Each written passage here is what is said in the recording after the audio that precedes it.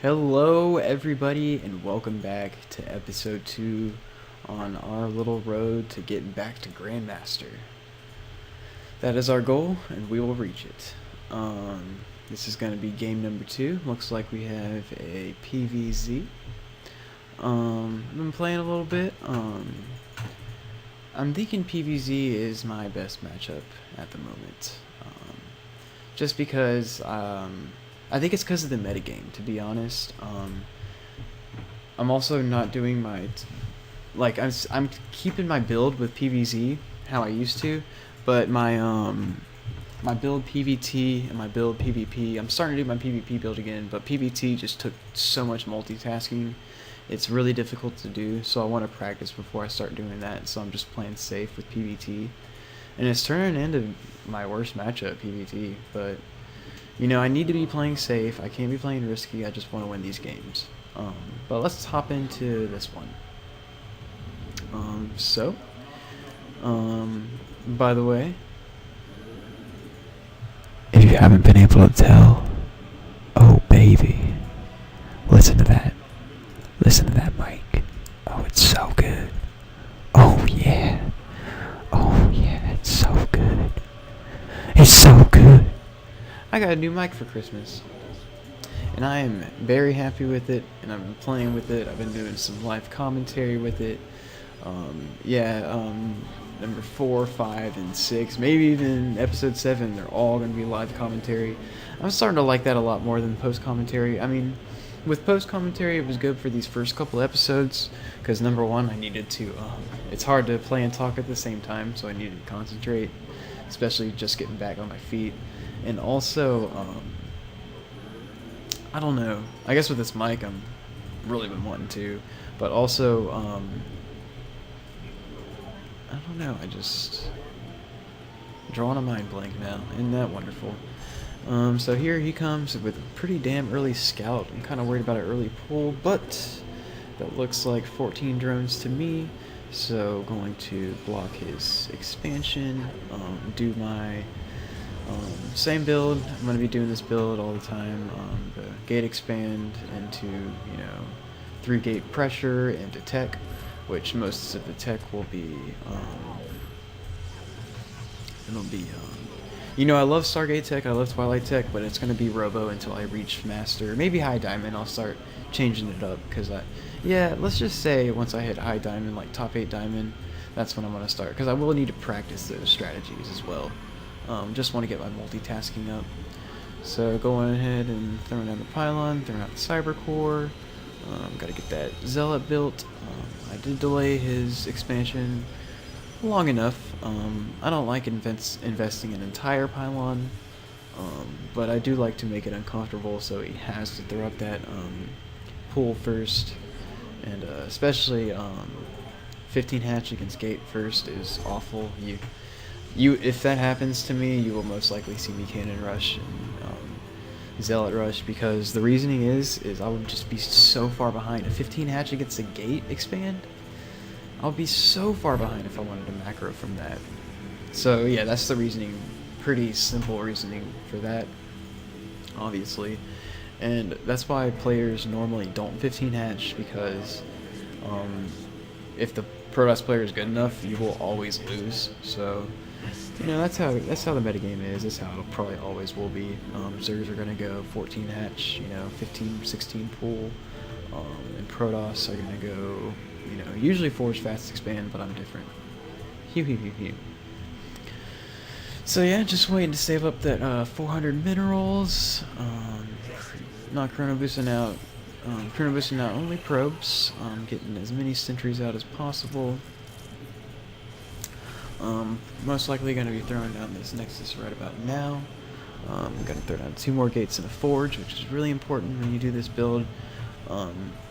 What's really important that I need to start doing is when I move out for that 3 gate pressure, I need to have a cannon in my wall off in the front. So if he does counterattack me, I don't need to worry about warping in units for defense, unless if he's really attacking me, then But I'll explain that as the time goes, because the reason why I keep saying that is because there's just so many circumstances you can get yourself into with this game. There's endless amount of builds. There's just the way the builds go together. Like, that's why the game's so good. It's just, you start off new every time, but every game is always different.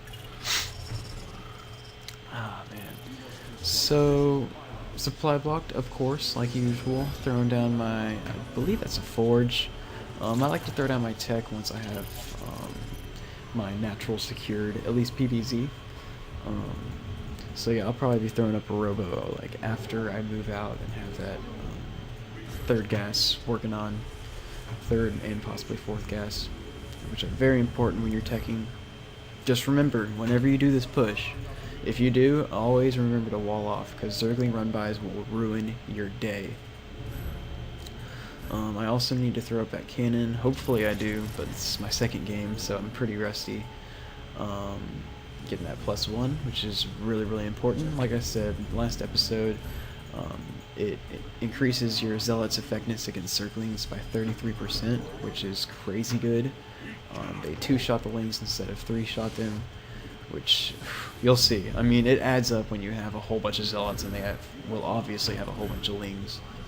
So right now I'm just going to be warping in a couple sentries because force fields are OP early game, as long as you know how to do them well.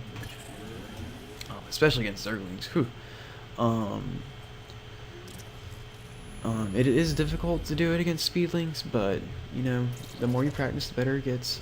This should be enough sentries. Yeah. After this, I'll be working in nothing but zealots, and then all the other gas I'm getting will be going towards tech, which will be probably robo into Colossus. Nowadays, I'm on my 7th game now. This is post commentary, obviously.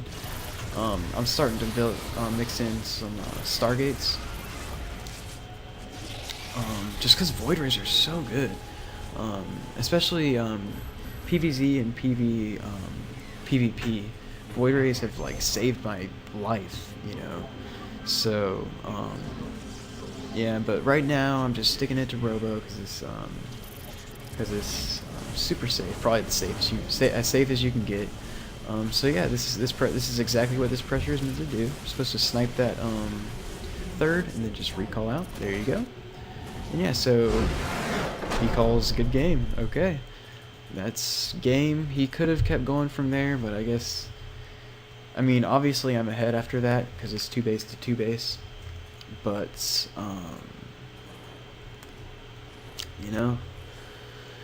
whatever, I guess. So I guess we're on to the next game. Yeah, that game was, I don't even know how long it was, probably not even 10 minutes, so, I'm not going to give you guys a 10-minute video. We're going to have another game. Looks like it's going to be a PvT. At this point, I'm thinking PvT is my best matchup, because that's what it used to be, but it's looking like my worst. I'm sad to say, like, I've always had pride with my PvT. Maybe I'll try my old build, who knows. I think it's just because the metagame changed. There's a lot of weird timings where with the Marine Medevac Marauder, just like I get caught off guard, and my multitasking has just been god awful lately. It's sad, to be honest. Like, I used to be able to defend drops with ease, and now, I get dropped like 2 places at once, which is like platinum level multitasking, and I still take damage. It's just, ugh. But it happens. Exactly. Like, this is why I'm putting this out there for you guys, because I'm playing at a platinum level now, technically, at least that's what the game says, and hopefully I'll be able to reach Grandmaster, so you guys can too. I mean, I do have experience with the game prior, but I'm just super rusty from not playing. This is going to be a PvT. My friend Zach says he fucking hates losing. I agree with him. But this is a PvT, so I'm probably going to do something of a gate expand into 3 gates, into a robo. Might be boring at first, but I just want to reach, diamond level before I try anything crazy. By the way, don't worry, there will be some craziness very soon. I'm not sure if it's this game or the next game, but I've had quite some crazy games recently. I may open up the same every time, but the game surely doesn't go the same way every time. Looks like he's going reactor barracks, possibly going to be pumping a whole bunch of Reapers my way because he took gas. What I'm expecting, well, he's platinum, so I have no idea what he's going to do, but what my assumption would be is he makes 2 Reapers, throws down a command center, and starts making Marines from there, just to hold off any of my pressures and make a bunker so he can defend his natural. After scouting that I don't have a naturally just yet. But I like this build a lot. Just you go 1 gate, you make your mothership core and your stalker and warp gate, and then after killing the scout, you go ahead and expand, and then you throw down your other 2 gates. It's good because you'll be able to get your 3 gates up and your defensive units up in time for the to hold your natural expand if he goes for some weird timing. And I scouted just 1 barracks with a reactor on it, so it's not like he can make marauders or anything. But what's good on this map and maps where you can where you have a good little choke to defend for your natural is just to have sentries. So you see that choke right there? It's good to have a whole bunch of sentries. So you can either, if you're low on units, you can force field his army out away from you until you can build more. There's the 2 Reapers. That's good. I saved my my probe, which is good. He might be able to do some damage. I don't know why he went that way. Those were the most useless Reapers I think I've ever seen in my entire life. Good for me, terrible for him. Whatever. Like I said, Platinum League, you never know. So there's my 2 gates, there's my robo. How predictable, I know. Trust me, I have a really cool DT build. I'll stop talking about it, but you'll see. I might just do it for kicks. You know what? In a future game, the next one I play actually, I'm gonna do the DT build next Terran I play against. Just because it used to be, I'll explain it when it happens, but it's just so well thought out. I mean, I made it up, and I'm really proud of, you know, the thought I put into it and how good it is. And that's like another thing about Starcraft is like theory crafting. Like, you can play the game while you're not even playing the game. Like, you know, laying in bed at night, just like thinking about your PVT. Like, you know, they move out at 9:30, and it's Heart of the Swarm, so DT shrines cost, you know, 100 less gas. And if I make a warp prism, you know, it can it'll get there in time to where when he's halfway across the map, I'll have DTs in his main. So he'll either have to turn around and I won't have to deal with that pressure that always gets to me, or he can attack me. I can warp in DTs for defense and, you know, kill his orbitals or make him lift so he can't use his scans. Yeah, stuff like that. It's pretty fun. But back to the game. Looks like I'm expanding, just making some sentries, getting the robo up. I'll probably be going Colossus just because Colossus is so good. PVT, at least in my opinion. I've actually seen professional games, so if you want to go on the professional level, which I'm sure if you guys watching this video are surely top tier Korean players, but I've seen like SOS recently. He's been doing Templar and like using them for early game Archons, and then having Storm after he holds off the push, and it's pretty damn awesome. Like, he rapes Terrans with that. But I mean, this series is set just so, you know, the other 99.9% of us can learn from it. In my opinion, Colossus isn't very mobile, but it's not super immobile. Like, you can still move around with it pretty well. You get Blink Stalkers, you know, you can defend drops pretty well, and Colossus, super powerful unit, good splash damage. But, you know, there's always room. You'll always need a tech switch. You know, I'm not sure if this game gets to the super late game, but don't be stuck on, oh, I always have to make Colossus because they're good. If they have a shit ton of Vikings, it's good to tech switch. It's good to go into High Templar. You know, you always need to have your options open. So just keep that in mind when you have 3, 4, 5 bases that, you know, you want to have a whole bunch of, you want to have the ability to make a whole bunch of Colossus, but you also want to have the ability to make a whole bunch of, like, you know, High Templar and Storm and, well, that's the same thing, but, you know, Stalkers and DTs and, you know, just other things, charge lots.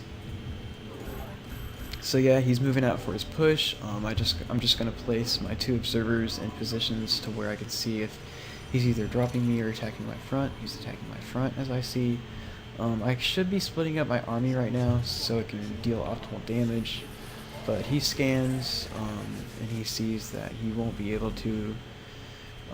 I would force field his army in half if he walked up that ramp, and I'd be super ahead. So he does the smart move, and he's probably gonna drop me. Because, like I said, right now is the time, when I was in Grandmaster, it was like 9 minutes to, you know, 9:30. Now, I guess it's 10 minutes, 30 seconds to 11:30. Well, I guess he's not dropping. So yeah, I guess I'm technically safe right now, but my main's pretty wide open. I have a big area that's undefended, and I have my tech buildings there, my robo, my and some gateways. What it looks like I'm doing right now is I'm just camping on 2 base, getting super defensive, throwing up some cannons so he can't drop me, and then looks like I'm going to go for a push while I take a third at the same time, which is good. Every time I take a base, I like to do a little push just to see where he's at, and so he's not, you know, pressuring me while I'm trying to expand. Not every time, but I just like to do this. Whew, that was close. Offensive pylons are essential when you do this kind of pressure stuff. You don't want to be.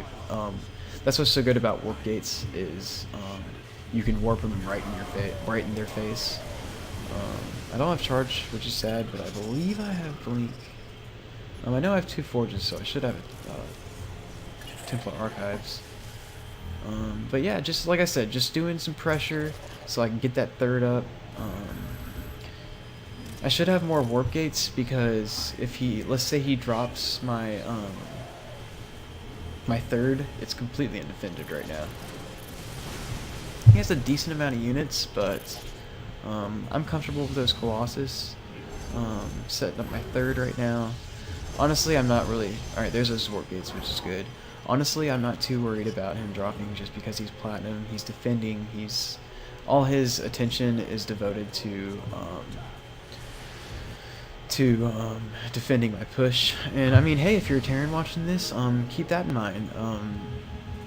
When you're at a point like this, it's good to, you know, throw up a couple extra bunkers and do a double drop into the Protoss's main or the third, and just make sure, you know, you're either on either footing, or maybe you can catch an advantage, you know, snipe his robo, or, you know, do something like that. You know, that's one of the most hurtful things for Protoss players if you know, if it's like right now, like mid game, and your robo gets sniped. It's like you can't make any Colossus, you won't have any splash, you're screwed. So right now he has 4 Vikings. I don't believe that's nearly enough. I don't know if he didn't have a reactor or starport, but oh, so close. I should have force fielded that army in half. He was in a bad position, but excuse me. I did do a decent amount of damage. I should be checking for his third though. If he has a third, I should be able to kill it. Let's see. Alright, cool. And the cool thing about this is I can force field off his ramp. So I think that medevac was full of units. I just have a feeling. So yeah, if he tries to stop me from killing that, I can just force field off the ramp, and it's just good times. Have I ever mentioned that I love force fields? Yeah, I still pretty much got the force fielding. I think it's just that part is just muscle memory. My blink micro is also pretty damn decent too. So the micro part, I'm getting back pretty quick. It's just the multitasking and macro, which I honestly, back in the day, that's where I shined, was my macro and multitasking. But That's the hardest part about Starcraft, you know. That's what takes true skill, is to, you know, you can always cheese, but being able to do everything is what the best players are. Like MVP, you know, Naniwa, Nesty, all those great players. I'm not paying attention, almost lost a Colossus due to that, which always got to pay attention to your army, especially as Protoss. This is good that I'm going to be attacking at more than one place at once. It's always good to test your opponent's multitasking. If you attack 2-3 places at once, it just makes them uncomfortable. So now it actually looks like he's going to be attacking me. It's always good to split up your army like that, just so I'll have a good arc. And like, say he attacks in the middle, I can just surround him with, you know, all my units. And then at the same time he's attacking me, I'm going to be warping in his main, which is awesome. So this should actually be a good game, because I'll take out all of his tech, and as long as I can hold off this push, I should be good.